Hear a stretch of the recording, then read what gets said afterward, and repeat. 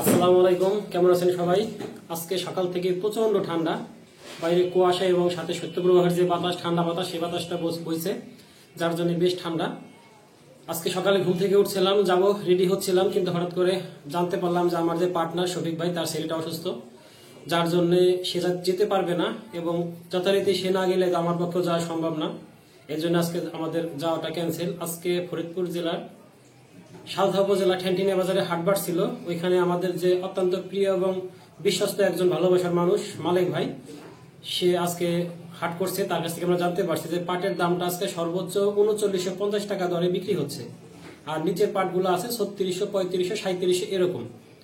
আর এদিকে পেঁয়াজের দামটা আজকে আরেকটু কমছে, কারণ এখন নতুন পেঁয়াজ উঠছে, ইন্ডিয়ান পেঁয়াজ প্রচুর বাজারে ভরে আছে, যার জন্য পেঁয়াজের আমাদের দেশের যে পুরান পেঁয়াজ, এটার দামটা একটু কমতির দিকে। আজকে 3400 টাকা দরে আমাদের দেশি পেঁয়াজটা বিক্রি হয়েছে।